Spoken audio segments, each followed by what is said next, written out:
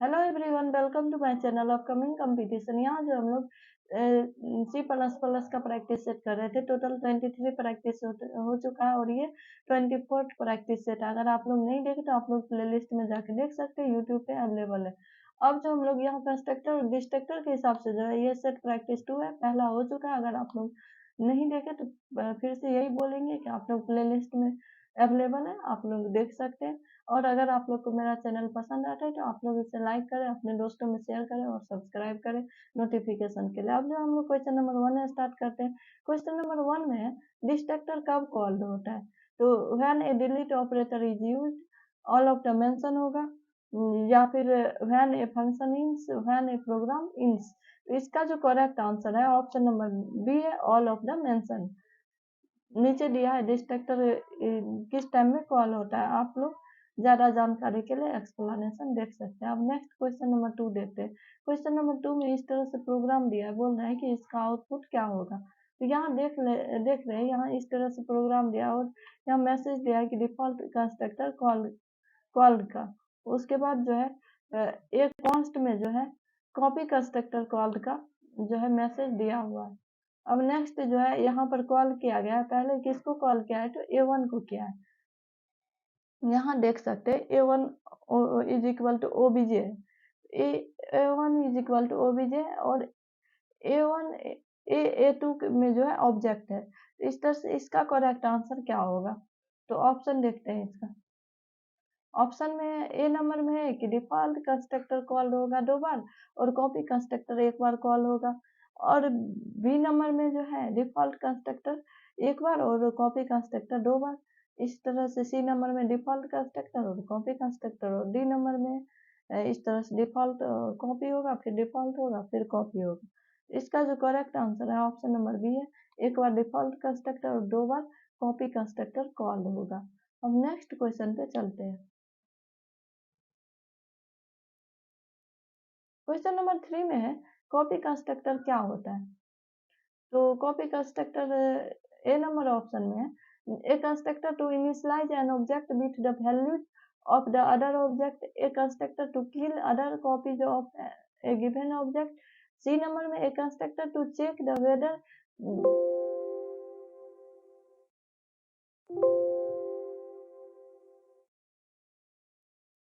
तो copy constructor क्या होता है? ए constructor to initialise an object with the values of another object, a constructor to kill other copies of given object, a constructor to check whether the two objects are equal or not, a constructor that allow a user to move data from one object to another।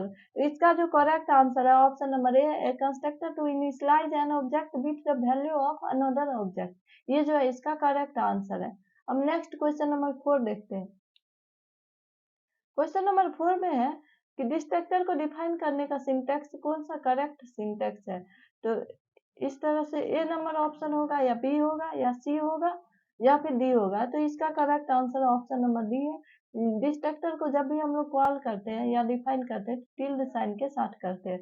अब next question number 5 में, why constructor are efficient instead of a function init defined by the user to initialize the data members of an object, because user may forget to call init using that object's leading segmentation false, all of the mention, because user may call init more than once, which leads to overwriting values, because user may forget to define init function। तो इसका जो correct answer है option number B है, all of the mention. अब हम लोग next question number 6 पे चलते हैं। क्वेश्चन नंबर 6 में जो है, how many parameters does a default constructor required, बोल रहा है कि डिफॉल्ट कंस्ट्रक्टर में जो है कितने पैरामीटर्स का नीड होता है या रिक्वायर होता है, जरूरत होता है। तो 1, 3, 2 और 0। इसका correct answer option number D है, 0। कोई भी पैरामीटर्स का जरूरत नहीं होता है। अब नेक्स्ट क्वेश्चन नंबर 7 में अगेन कोड दिया और उसको बोल रहा है कि वो क्या प्रिंट करेगा। यहाँ बोल रहा है C++ code, how many times the string is constructor called will be printed। तो यहाँ इस IO स्ट्रीम है, स्ट्रिंग कॉल किया गया है उसके बाद ए में ए कंस्ट्रक्टर कॉल्ड है, उसके बाद बी में बी कंस्ट्रक्टर कॉल्ड का मैसेज दिया गया। अब देखते हैं आगे क्या किया। आगे इस तरह से बी स्कोप रिजोल्यूशन ए,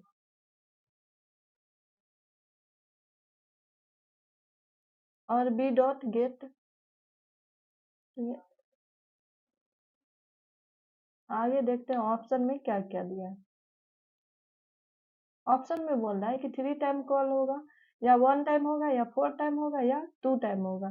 तो इसका जो करेक्ट आंसर है ऑप्शन नंबर डी है, 2 टाइम कॉल होगा।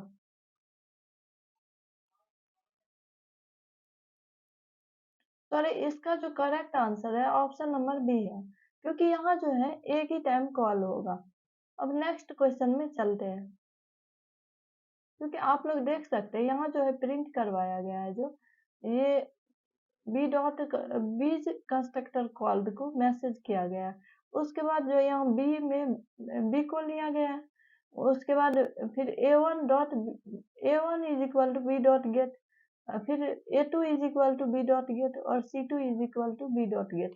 तो ये जो कॉल किया गया, एक ही स्ट्रिंग को ना कॉल किया गया बार बार, 3 बार जो किया गया है, ये एक ही स्ट्रिंग को 3 बार कॉल किया गया है। तो ये जो है एक ही बार जो है ये इसका ऑप्शन नंबर बी करेक्ट होगा। अब नेक्स्ट क्वेश्चन पे चलते हैं। क्वेश्चन नंबर 8 में है, अगेन कोड दिया और उसका आउटपुट पूछ रहा है। तो यहाँ जो ए में मैसेज, ए में 5 दिया गया, उसके बाद यहाँ जो है असाइन किया गया object obj dot assign is equal to 10 है। उसके बाद obj डॉट रिटर्न वैल्यू, इसका करेक्ट आंसर क्या होगा? सेगमेंटेशन फॉल्ट होगा, या एरर दे देगा, या फिर 5 होगा, या 10 होगा। तो इसका जो करेक्ट आंसर है ऑप्शन नंबर बी है, ये एरर दे देगा। अब नेक्स्ट क्वेश्चन पे चलते हैं।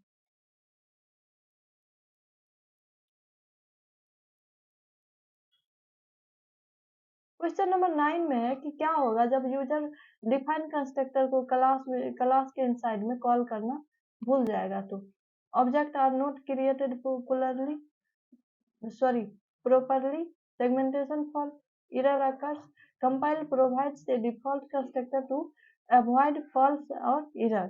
तो इसका जो करेक्ट आंसर है ऑप्शन नंबर डी है। अगर हम लोग डिफॉल्ट कंस्ट्रक्टर को डिफाइन करना भूल भी जाएंगे तो क्लास के पास जो है बाय डिफॉल्ट कंस्ट्रक्टर होता है, और उसको जो कंपाइलर कॉल कर लेगा। अब नेक्स्ट क्वेश्चन, क्वेश्चन नंबर 10 में जो है इस तरह से कोड दिया और उसका आउटपुट पूछ रहा है। आप लोग देख सकते हैं इस टाइप का कोड दिया हुआ है, और इसका आउटपुट बोल रहा है कि आउटपुट क्या होगा। तो 55 होगा, या 5 होगा, या एरर दे देगा, या सेगमेंटेशन फॉल्ट होगा। तो इसका जो करेक्ट आंसर है ऑप्शन नंबर सी है, एरर दे देगा, ये भी कुछ भी कॉल नहीं होगा। अब नेक्स्ट क्वेश्चन नंबर 11 देखते हैं।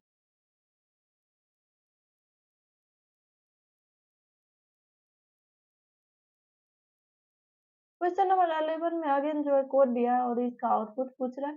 तो इस तरह से ए डिफॉल्ट कंस्ट्रक्टर कॉल्ड, फिर कॉपी कंस्ट्रक्टर, फिर बी कंस्ट्रक्टर कॉल्ड किया गया है।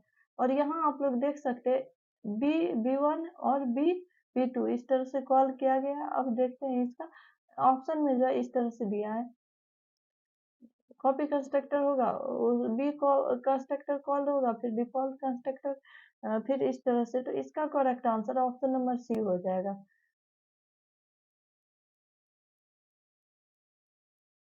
अब नेक्स्ट क्वेश्चन पे चलते हैं, 12 पे।